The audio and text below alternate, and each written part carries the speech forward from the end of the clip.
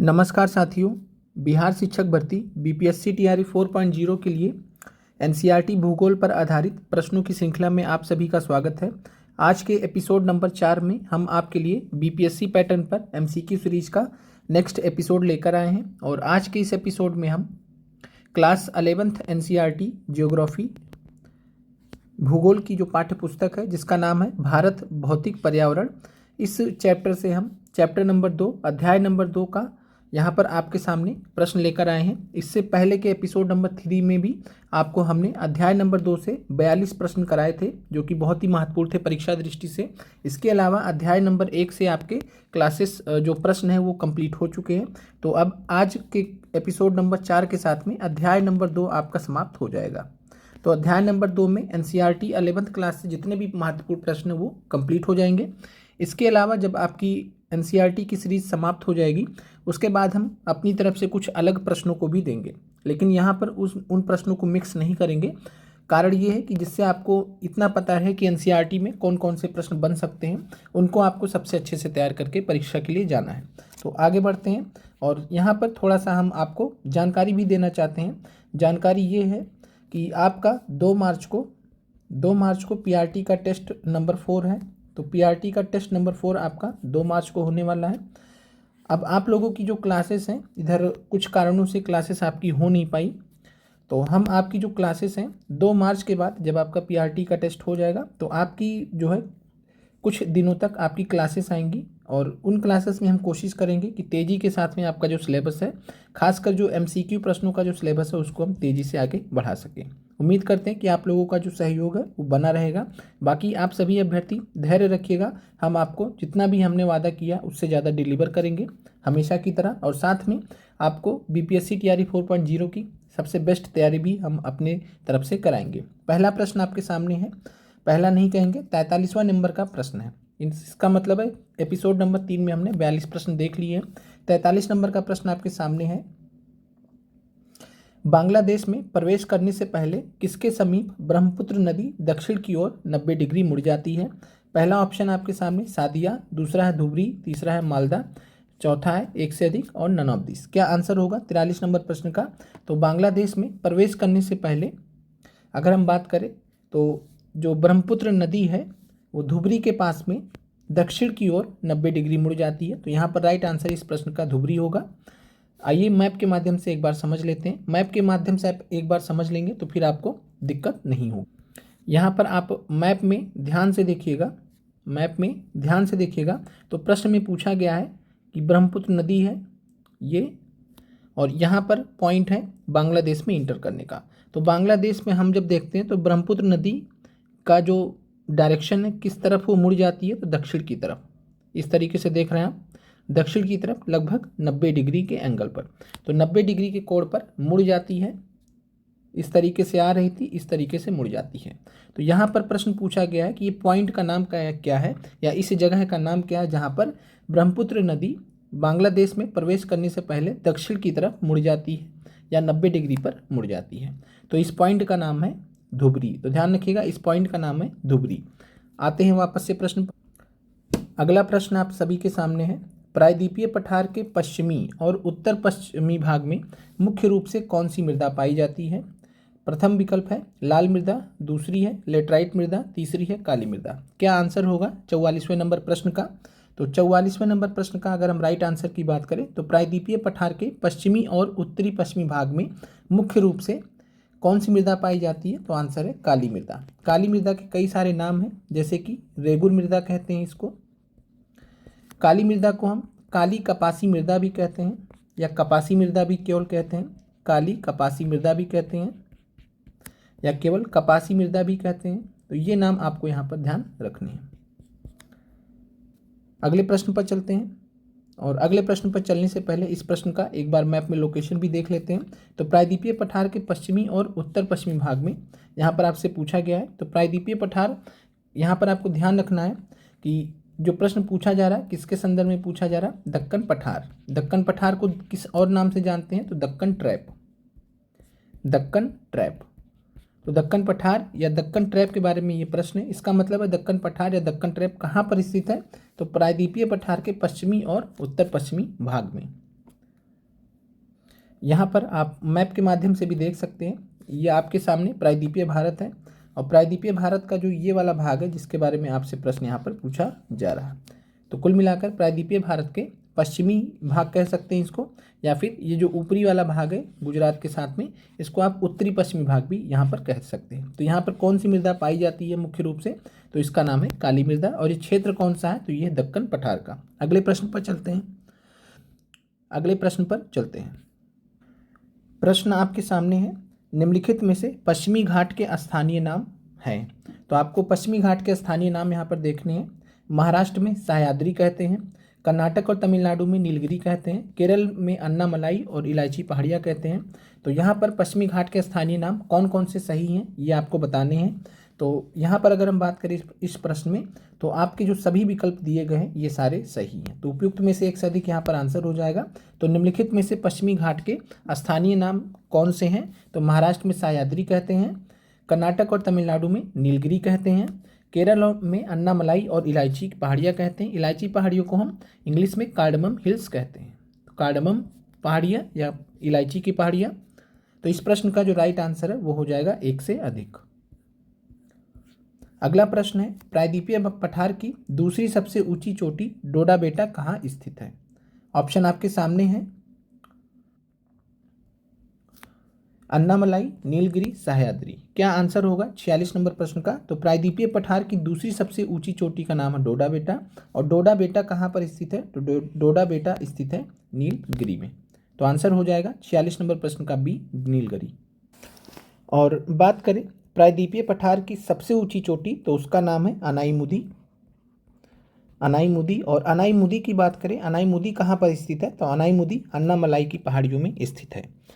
डोडा बेटा कहाँ पर स्थित है, नीलगिरी की पहाड़ियों में स्थित है। तो यहाँ पर आपको क्लियर हो गया होगा। अन्नामलाई में क्या स्थित है, अनाईमुदी, जो कि प्रायद्वीपीय पठार की सबसे बड़ी चोटी, सबसे ऊंची चोटी है। तो इस प्रश्न का राइट आंसर बी हो जाएगा। अगले प्रश्न पर चलते हैं। अगला प्रश्न है, जावड़ी पहाड़ियाँ, पालकोंडा श्रेणी, नल्ला मल्ला पहाड़ियाँ और महेंद्रगिरी पहाड़ियाँ किसके भाग हैं। तो यहाँ पर ऑप्शन है पश्चिमी घाट, पूर्वी घाट, छोटा नागपुर पठार। क्या आंसर होगा 47 नंबर प्रश्न का।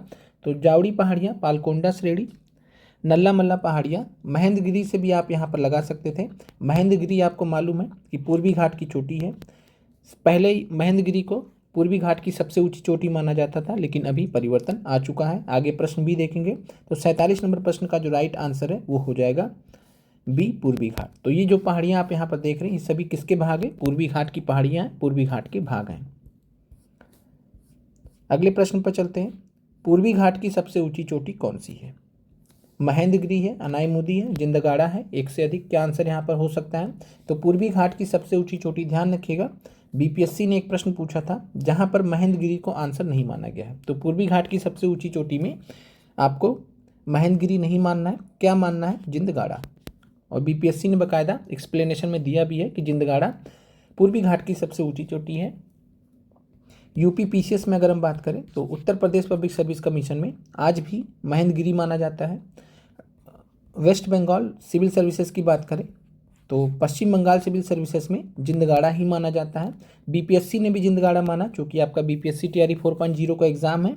तो आपको पूर्वी घाट की सबसे ऊंची चोटी के लिए क्या आंसर मानना, जिंदगाड़ा। हालांकि एनसीईआरटी में आपको महेंद्रगिरी दिया गया है, लेकिन टीआरई 3 में प्रश्न पूछा गया था, बीपीएससी ने जिंदगाड़ा ही आंसर माना है। तो पूर्वी घाट की सबसे ऊंची चोटी आपको यहाँ पर जिंदगाड़ा, ये क्लियर कट हो जाना चाहिए। अगले प्रश्न पर चलते हैं और एक बार कमेंट कीजिएगा कि जिंदगाड़ा किस राज्य में स्थित है। पूर्वी घाट की सबसे ऊंची चोटी जिंदगाड़ा किस राज्य में स्थित है। तो जिंदगाड़ा की अगर हम बात करें तो ये आंध्र प्रदेश में स्थित है। अगला प्रश्न है, निम्नलिखित में से कौन से पर्वत दक्कन पठार की उत्तरी सीमा बनाते हैं। तो दक्कन पठार और दक्कन पठार की उत्तरी सीमा कौन से पर्वत बनाते हैं, तो यहाँ पर आपसे पूछा गया है सतपुड़ा, अरावली, अजंता श्रेणी। क्या यहाँ पर आंसर होगा, तो कौन से पर्वत हैं जो दक्कन पठार की उत्तरी सीमा, यानी कि दक्कन पठार अगर कुछ इस तरीके का है तो ये जो सीमा बनाते हैं, यानी यहाँ पर स्थित हो, उत्तर में स्थित हो, उत्तरी सीमा बनाते हो। तो इस प्रश्न का जो राइट आंसर है 49 का, वो है सतपुड़ा। सतपुड़ा जो पर्वत हैं ये दक्कन पठार की सबसे उत्तरी सीमा बनाते हैं। सतपुड़ा पर्वत की सबसे ऊंची चोटी का नाम कमेंट कीजिएगा। तो सतपुड़ा की अगर हम बात करें तो सतपुड़ा की जो सबसे ऊंची चोटी है उसका नाम है धूपगढ़। धूपगढ़ और धूपगढ़ की बात करें तो ये लगभग 1350 मीटर इसकी ऊंचाई है। तो 1350 मीटर की जो ऊंचाई है धूपगढ़, ये सतपुड़ा की सबसे ऊंची चोटी है। और साथ में सतपुड़ा की बात करें तो ये अवशिष्ट पर्वतों के उदाहरण हैं। जैसे अरावली के अवशिष्ट पर्वत कहा जाता है, सतपुड़ा भी अवशिष्ट पर्वतों के उदाहरण है। अवशिष्ट पर्वत का मतलब होता है जिनका अपरदन हो चुका हो समय के साथ में। अगले प्रश्न पर चलते हैं, और प्रश्न पर चलने से पहले थोड़ा सा मैप में भी देख लेते हैं एक बार। यहाँ पर अगर हम बात करें सतपुड़ा सेरी का, यहाँ पर आप देख पा रहे हैं ये, तो कुल मिलाकर ये उत्तरी भाग है, और उत्तरी भाग है दक्कन पठार का। और दक्कन पठार की अगर हम बात करें तो दक्कन पठार के उत्तरी भाग में उत्तरी सीमा कौन बनाता है? सतपुड़ा बनाता है एज पर NCERT। अगले प्रश्न पर चलने से पहले थोड़ा सा मैप में हम यहाँ पर देख लेते हैं कुछ महत्वपूर्ण चीज़ें। जैसे कि हमने पिछले क्लास में भी देखा था मैकाल श्रेणी, जहाँ से सोन नदी निकलती है। इसी मैकाल श्रेणी से नर्मदा नदी भी निकलती है। नर्मदा नदी की बात करें तो विंध्य श्रेणी और सतपुड़ा श्रेणी के बीच में बहती है। इसके अलावा बात करें, एक BPSC TRE में ही प्रश्न पूछा गया था कि निम्नलिखित में से कौन सा पठार से कर्क रेखा सबसे ज़्यादा गुजरती है, उस क्षेत्र को ज़्यादा कवर करती है। तो वहाँ पर आंसर माना गया था मालवा पठार। तो ध्यान रखिएगा, मालवा पठार जो है वहाँ पर आपको रांची का पठार भी दिया गया था, छोटा नागपुर का भी पठार दिया गया था। तो वहाँ पर आंसर माना गया था मालवा पठार। तो मालवा पठार का ज़्यादा भाग कवर करती है, मालवा पठार का ज़्यादा भाग कवर करती है, इस तरीके से गुजर रही है। तो एक कह सकते हैं कि एक अच्छा खासा जो एरिया है, क्षेत्रफल है मालवा पठार का, उसको कवर कर रही है कर्क रेखा। तो एक प्रश्न ये भी पूछा गया था। यहाँ पर अगर हम बात करें तो मैप में आपको जिंदा गाड़ा चोटी नहीं मिलेगा, क्योंकि मैप्स में महेंद्रगिरी के हिसाब से बनाया गया है। और यहाँ पर इस मैप में तो आपको महेंद्रगिरी भी नहीं दिखेगा। महेंद्रगिरी की अगर हम बात करें तो यहाँ पर महेंद्रगिरी ये आपको यहाँ पर दिखाया गया है। तो महेंद्रगिरी ध्यान रखना है, दूसरी सबसे ऊंची चोटी है पूर्वी घाट की। फिर यहाँ पर अनाई मलाई में देख सकते हैं, अनाई मलाई पहाड़ियों में अनाई मुदी है। तो अनाई मलाई पहाड़ियों में अनाई मुदी है। सबसे ऊंची चोटी है प्रायद्वीपीय भारत की या पश्चिमी घाट की। नीलगिरी पहाड़ियों में डोडा बेटा स्थित है, जो कि सबसे ऊंची चोटी है, दूसरी सबसे ऊंची चोटी है, और साथ में नीलगिरी पहाड़ी की सबसे ऊंची चोटी है। फिर यहाँ पर आपको कुछ चीज़ों का ध्यान रखना है, जैसे कि तट के बारे में। तो तट के बारे में हमने देखा था कल, इससे पहले की क्लास में भी देखा था। तो यहाँ पे अभी आगे प्रश्न भी आएंगे। अब आते हैं वापस प्रश्न पर। ये आपको चीज़ें क्लियर हो गई होंगी कि जो प्रश्न आपसे पूछा गया था। अगला प्रश्न आप सभी के सामने है, दक्कन पठार के बारे में सत्य कथन आपको बताने हैं। दक्कन ट्रैप का उत्तर पश्चिमी हिस्सा लावा प्रवाह और आग्नेय चट्टानों से बना है। यहाँ पर पूर्ण विराम होना चाहिए। तो दक्कन ट्रैप का उत्तर पश्चिमी हिस्सा लावा प्रवाह और आग्नेय चट्टानों से बना है। बी ऑप्शन है। दक्कन पठार बसाल्ट शैल से बना है। दक्कन पठार में रेगुर मृदा पाई जाती है। इस प्रश्न का राइट आंसर क्या होगा 50 का? तो 50 का राइट आंसर यहाँ पर जो होगा 1 से अधिक होगा, उपयुक्त में से 1 से अधिक। तीनों ही विकल्प यहाँ पर सही हैं। जो बसाल्ट चट्टानें होती हैं, बसाल्ट शैल होती हैं, आग्नेय शैल का ही प्रकार होती हैं, आग्नेय चट्टान का प्रकार होती हैं। तो यहाँ पर सभी विकल्प यहाँ पर सही हैं। और रेगुर मृदा, जिसको काली कपासी मृदा भी कहते हैं, तो यहाँ पर 50 का राइट आंसर डी है। अगले प्रश्न पर चलते हैं। चंबल की एकमात्र मुख्य सहायक नदी कौन सी है? तो NCERT में ये स्टेटमेंट दिया गया है, पूछा जा सकता है, तो इसलिए आपके सामने रखा गया है। चंबल की एकमात्र मुख्य सहायक नदी तो लूनी है, बनास है, साबरमती है। क्या आंसर होगा इस प्रश्न का? तो चंबल की एकमात्र मुख्य सहायक नदी है वो है बनास। याद रखिएगा, परीक्षा दृष्टि से महत्वपूर्ण है। अगले प्रश्न पर चलते हैं। मेघालय पठार के बारे में सही कथन है। मेघालय पठार 3 भाग गारो, खासी और जयंतिया पहाड़ियों में बटा है।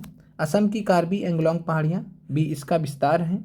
कोयला, लोहा, सिल्मेनाइट, चूना पत्थर और यूरेनियम जैसे खनिजों के भंडार के लिए जाने जाते हैं। तो मेघालय पठार की अगर हम बात करें तो तीनों ही स्टेटमेंट यहाँ पर सही है। मेघालय पठार मुख्यतः गारो, खासी और जयंतिया पहाड़ियों में बटा है। इसके बाद जो असम में स्थित कार्बी एंगलोंग पहाड़ियाँ हैं वो मेघालय पठार का ही भाग है, ये कहने का तात्पर्य है, इसी का विस्तार है। कोयला, लोहा, सिल्मेनाइट, चूना पत्थर और यूरेनियम जैसे खनिज मेघालय पठार में पाए जाते हैं। तो राइट आंसर यहाँ पर इस प्रश्न का भी डी है। अगले प्रश्न पर चलते हैं। मेघालय के पठार क्षेत्र में अधिकतर वर्षा किससे होती है? दक्षिण पश्चिम मानसून से, उत्तर पूर्वी मानसून से संवहनीय वर्षा होती है। क्या आंसर होगा 53 नंबर प्रश्न का? तो मेघालय के पठार क्षेत्र में अधिकतर वर्षा होती है दक्षिण पश्चिम मानसून से। तो मानसूनी वर्षा होती है और मानसून को हम क्या बोलते हैं? दक्षिण पश्चिम मानसून। तो ध्यान रखिएगा, मेघालय का जो पठार है अधिकतर वर्षा दक्षिण पश्चिम मानसून से होती है। और जब दक्षिण पश्चिम मानसून आता है तो दो ब्रांच में आता है, दो शाखाओं में आता है। एक शाखा जो भारत के पश्चिमी तट पर टकराती है, केरल से लेकर गुजरात तक। दूसरी शाखा जो होती है वो, और इसको हम अरब सागर की शाखा बोलते हैं दक्षिण पश्चिम मानसून के। और जो दूसरी शाखा होती है वो आती है इस तरीके से आती है। और यहाँ पर कौन सा क्षेत्र पड़ता है? बंगाल की खाड़ी। तो बंगाल की खाड़ी शाखा बोलते हैं, बंगाल की खाड़ी। और बंगाल की खाड़ी शाखा से होते हुए दक्षिण पश्चिम मानसून का जो दूसरा शाखा है उसके माध्यम से यहाँ पर बारिश होती है गारो खासी जयंतिया वाले क्षेत्र में। और यही क्षेत्र है आपका मेघालय का पठार। तो मेघालय के पठार में जो बारिश होती है वो दक्षिण पश्चिम मानसून से होती है, ये आपको क्लियर हो जाना चाहिए। लौटता हुआ जो मानसून होता है, जो उत्तर पूर्वी मानसून होता है, वो गारो खासी जयंतिया में या मेघालय पठार में बारिश नहीं कर सकता। कारण क्या होता है कि ये इन हवाओं में या इन जो पवनें होती हैं जब लौट रही होती हैं, या मानसून जब लौट रहा होता है तो इनमें नमी नहीं होती है। लेकिन एक बार जब ये क्रॉस करती है बंगाल की खाड़ी को, और जब बंगाल की खाड़ी को क्रॉस कर लेती हैं तो इनमें नमी आ जाती है। और नमी आने के बाद ये फिर कोरोमंडल तट पर टकराती हैं, जिससे कोरोमंडल तट पर ठंडियों में बारिश होती है, जिसको हम लौटते हुए मानसून की बारिश कहते हैं या उत्तर पूर्वी मानसून की बारिश कहते हैं। क्लियर हो गया होगा? आगे बढ़ते हैं। अगला प्रश्न है, विशाल भारतीय मरुस्थल ग्रेट इंडियन डिजर्ट के बारे में सही कथन बताना है। विशाल भारतीय मरुस्थल यह अरावली पहाड़ियों से उत्तर में पूर्व में स्थित है। अरावली पहाड़ियों से उत्तर पूर्व में स्थित है, नॉर्थ ईस्ट में। यहाँ बहुत से अनुदैर्य रेतीले टीले और बरखान पाए जाते हैं। यहाँ वार्षिक वर्षा 150 मिलीमीटर से कम होती है। तो 54 नंबर प्रश्न का राइट आंसर क्या होगा? तो विशाल भारतीय मरुस्थल के बारे में अगर बात करें तो अरावली पहाड़ियों से उत्तर पूर्व में स्थित है, बिल्कुल सही है। अगर इस तरीके से आप अरावली पहाड़ियाँ देखेंगे तो ये पूरा जो साइड है ये है विशाल भारतीय मरुस्थल का, तो ये सही है। यहाँ बहुत से अनुदैर्य रेतीले टीले और बरखान पाए जाते हैं, इसके लिए भी फेमस है, रेतीले टीले और बरखान के लिए भी फेमस है विशाल भारतीय मरुस्थल। वार्षिक वर्षा 150 मिलीमीटर से कम होती है, ये भी सही है। तो 54 का राइट आंसर डी है, एक से अधिक। अगला प्रश्न है, निम्नलिखित में से कौन सी नदी अंतःस्थलीय अपवाह का उदाहरण है? अंतःस्थलीय अपवाह का उदाहरण है लूनी नदी, नर्मदा नदी, तापी नदी, एक से अधिक। क्या आंसर होगा इस प्रश्न का? तो अंतःस्थलीय अपवाह होता क्या है? तो अंतःस्थलीय अपवाह का मतलब होता है कि नदी निकली और नदी अपना एक जो भी रास्ता है बहने का उससे जा रही है, लेकिन नदी अंत में समुद्र में नहीं मिलती है, समुद्र में नहीं मिलती है, महासागर में नहीं मिलती है, समुद्र में नहीं मिलती है। तो अंतःस्थलीय अपवाह बोलते हैं ऐसे अपवाह को जब नदी समुद्र में मिलती ही नहीं है। तो यहाँ पर अगर बात करें तो लूनी नदी की बात करें तो यहाँ अंतःस्थलीय अपवाह का उदाहरण है। नर्मदा नदी आपको मालूम है कहाँ मिलती है जाके? तो अरब सागर में। तापी भी अरब सागर में। तो ये आपको क्लियर है कि नर्मदा और तापी अरब सागर में, और अरब सागर में भी अगर बात करें तो खंबात की खाड़ी में गिरती हैं, जो कि अरब सागर का ही भाग है। तो ये आपको क्लियर हो गया। अंतःस्थलीय अपवाह का उदाहरण कौन है? लूनी नदी। लूनी नदी का जो लोकेशन एक बार देख लेते हैं मैप के माध्यम से। यहाँ पर मैप के माध्यम से आप देख सकते हैं कि लूनी नदी का यहाँ पर उस उत्पत्ति दिखाया गया है अरावली श्रेणी से, और ये नीचे आते आते ये जो यहाँ पर पोर्शन है गल्फ ऑफ कच्छ का, गल्फ ऑफ कच्छ, तो कच्छ की खाड़ी में ये जो पोर्शन है रन ऑफ कच्छ जिसको बोलते हैं, गल्फ ऑफ कच्छ नहीं बोलेंगे, रन ऑफ कच्छ। तो कच्छ के रण में, तो रण कच्छ के रण में, कच्छ के रण में यहाँ पर आकर गायब हो जाती है लूनी नदी, इसी में आकर मिल जाती है एक हिसाब से। तो लूनी नदी यहाँ पर आप देखेंगे अंतःस्थलीय अपवाह का उदाहरण है। इसका मतलब है अंतःस्थलीय अपवाह में जो नदियाँ होती हैं वो समुद्र में नहीं जाती हैं, स्थल में ही किसी झील में, किसी जो है यहाँ पे जैसे कच्छ का रण है तो यहाँ पर इस तरीके से आकर मिल जाती हैं। और यहाँ का जो पोर्शन है कच्छ के रण वाला, ये नमक बनाने के लिए भी फेमस है, ये भी ध्यान रखिएगा। अगले प्रश्न पर चलते हैं। अगला प्रश्न है कयाल, जिसको हम इंग्लिश में बैक वाटर्स कहते हैं, स्थलाकृति किस तट की विशेषता है? तो कयाल, या जिनको हम बैक वाटर्स बोलते हैं, तो कयाल स्थलाकृति किस तट की विशेषता है? कोंकण तट, कोरोमंडल तट, मालाबार तट, एक से अधिक? क्या आंसर होगा? तो कयाल बैक वाटर्स की अगर हम बात करें तो कयाल बैक वाटर्स के लिए फेमस है केरल। केरल कयाल बैक वाटर्स के लिए फेमस है। और केरल का तट कौन सा है? मालाबार तट। तो आंसर आपका हो जाएगा मालाबार तट। यहाँ पर आपको ध्यान रखना है कि भारत की जो सबसे लंबी झील है उसका नाम आप कमेंट कीजिए। तो अगर हम बात करें भारत की जो सबसे लंबी झील है उसका नाम है वेम्बनाड झील। तो ध्यान रखिएगा, भारत की जो सबसे लंबी झील है उसका नाम है वेम्बनाड झील। और वेम्बनाड झील कहाँ पर स्थित है? तो वेम्बनाड झील स्थित है केरल में। इसके अलावा आपको ध्यान रखना है केरल की एक और महत्वपूर्ण झील है जिसका नाम है लेक अष्टमुदी। तो लेक अष्टमुदी कहाँ पर स्थित है? तो ये भी ध्यान रखिएगा, केरल में स्थित है। बाकी पूरे भारत की सबसे लंबी झील की अगर बात करें तो वेम्बनाड झील है। एक बार कमेंट कीजिएगा कि पूरे भारत की सबसे बड़ी झील कौन सी है। सबसे लंबी झील तो वेम्बनाड हो गई, सबसे लंबी झील तो वेम्बनाड हो गई, सबसे बड़ी झील कौन सी है? और यहाँ पर वेम्बनाड भी जो है एक प्रकार से कयाल का उदाहरण है। तो यहाँ पर आपका मालाबार तट आंसर हो जाएगा। इसके अलावा एनसीईआरटी में एक और तथ्य दिया गया है पुन्नमादा कयाल का। पुन्नामादा कयाल का। और कयाल एक प्रकार की झील होती है, लैगून झील। तो कयाल होते क्या है? लैगून झील होते हैं। पुन्नामादा कयाल की खास बात क्या है? तो पुन्नामादा कयाल में, जो कि केरल में स्थित है, नेहरू ट्रॉफी होती है जिसको हम नौका दौड़ बोलते हैं, जिसमें नाव की रेस होती है, बोट रेस होती है, और जिसको हम नेहरू ट्रॉफी वलाम काली कहते हैं। तो नेहरू ट्रॉफी वलाम काली कहते हैं। और ये कहाँ पर होता है, किस झील में, किस कयाल में? तो उसका नाम है पुन्नामादा। याद रखिएगा, महत्वपूर्ण है, पूछा जा सकता है। अगला प्रश्न है रीची द्वीप समूह और लबरींथ द्वीप समूह स्थित है। कहाँ पर स्थित है बताना आपको। रीची द्वीप समूह और लबरींथ द्वीप समूह बंगाल की खाड़ी में, अरब सागर में, मन्नार की खाड़ी में। तो रीची द्वीप समूह और लबरींथ द्वीप समूह की अगर हम बात करें तो आपको यही समझना है कि ये पार्ट है किसके? अंडमान और निकोबार के। अंडमान और निकोबार, और ये प्रश्न आपका एनसीईआरटी से ही है। तो अंडमान और निकोबार है कहाँ पर? तो आपका आंसर हो जाएगा बंगाल की खाड़ी। तो 57 का राइट आंसर ए है, बंगाल की खाड़ी। अगला प्रश्न है भारत का एकमात्र जीवंत ज्वालामुखी कौन सा है? नारकोंडम द्वीप, बैरन द्वीप, कोको द्वीप। तो भारत का एकमात्र जीवंत ज्वालामुखी, सक्रिय ज्वालामुखी जिसको बोलते हैं, कौन सा है? तो उसका नाम है बैरन द्वीप। अंडमान निकोबार में स्थित है। और इस वैसे अगर हम बात करें तो अंडमान के पूर्व में स्थित है। अंडमान के पूर्व में जब आप देखेंगे तो नॉर्थ अंडमान के उत्तरी अंडमान के पूर्व में स्थित है बैरन आइलैंड, बैरन द्वीप। और बैरन द्वीप के उत्तर में स्थित है नारकोंडम द्वीप। नारकोंडम द्वीप ध्यान रखिएगा, ये सुषुप्त ज्वालामुखी का उदाहरण है। सुषुप्त ज्वालामुखी का उदाहरण है, यानी कि ये शांत हो चुका है, इसमें अब कोई भी एक्टिविटी नहीं है। अगले प्रश्न पर चलते हैं। अंडमान निकोबार की सबसे ऊंची चोटी कौन सी है? तो अंडमान निकोबार की सबसे ऊंची चोटी माउंट डिओवोली, माउंट कोयो, सैडल चोटी। क्या राइट आंसर हो जाएगा? तो अंडमान निकोबार की जो सबसे ऊंची चोटी है उसका नाम है सैडल पीक या सैडल चोटी। अगला प्रश्न है अरब सागर के द्वीपों में लक्षद्वीप और मिनिकॉय के संबंध में सही कथन कौन से हैं?